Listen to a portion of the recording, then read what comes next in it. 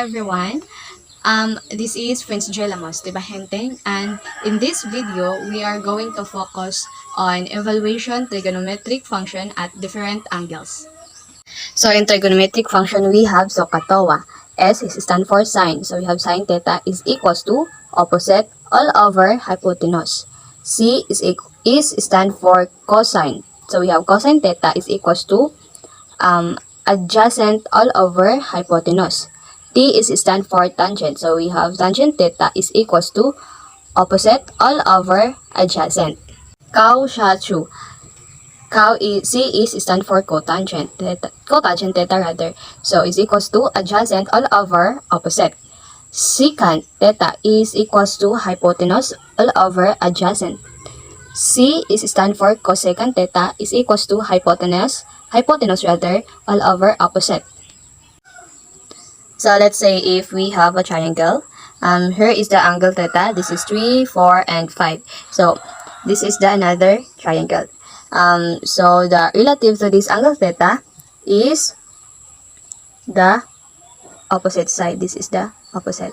Here is the opposite. And across the box is the hypotenuse, the longest side. This is the hypotenuse.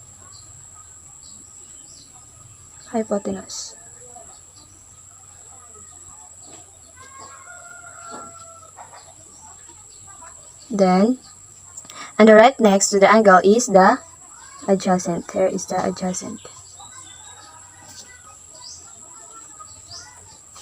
So, let's say if we find the sine theta ratio. So, sine theta ratio in SOHCAHTOA is sine theta is equals to opposite all over hypotenuse. So we have here is our opposite, and this is the hypotenuse. So we have sine theta is equals to 4 over 5.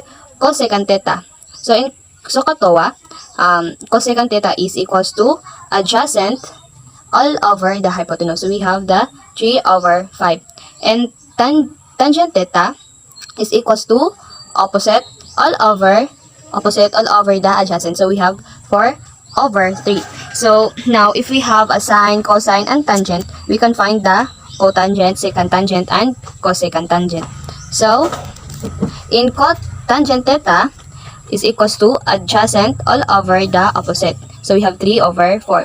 Secant theta is equals to hypotenuse all over adjacent. So we have 5 over 3. In cosecant theta, we have hypotenuse over opposite. So we have 5 over 4. Let's have another example.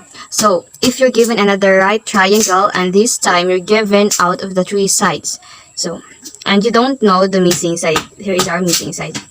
Then find the value of the 6 trigonometric function based on this triangle. So first, we got to find them. It's inside when you have a right triangle. You can call this A, B, and C, or the hypotenuse. So according to Pythagorean theorem, we have A squared plus B squared is equals to C squared. So our A is 5, so we have 5 squared plus 12 squared is equals to C squared.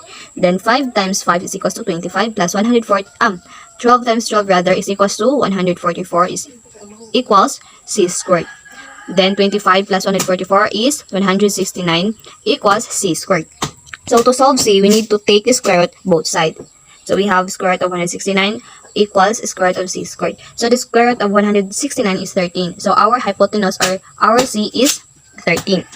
Then according to SOHCAHTOA, our sine theta is equals to opposite all over hypotenuse. So we have 12 over 13. In cosine theta, adjacent over hypotenuse, so we have 5 over 13. Tangent theta is equals to opposite all over the adjacent, so we have 12 over 5. Then according to Kaushachu, our cotangent theta is equals to adjacent all over the opposite, so we have the 5 over 12. Secant theta is equals to hypotenuse over adjacent, so we have 13 over 5. Cosecant theta is equals to the hypotenuse all over the opposite, so we have the 13 over 12. So now, let's say if you're given a question like this, sine theta is equals to 2 all over 3. So we need to find the adjacent. So in Pythagorean theorem, we have a squared plus b squared is equals to c squared. So 2 squared plus b squared is equals to 3 squared. 2 times 2 is 4 plus b squared is equals to 3 times 3 is 9. So next, we need to subtract by negative 4 rather both sides. So we have 4 minus 4 is equals to 0. Bring down b squared. Then 9 minus 4 is equals to 5. So to solve the adjacent, we need to take square root. So square root b squared is equals to square root of 5. So cancel. Then b is equals to 5. So our adjacent is 5. Then in Sohcahtoa we have 2 over 3. Then cosine rather equals to cosine theta is equals to 5 over 3. Tangent theta is equals to 2 over 3.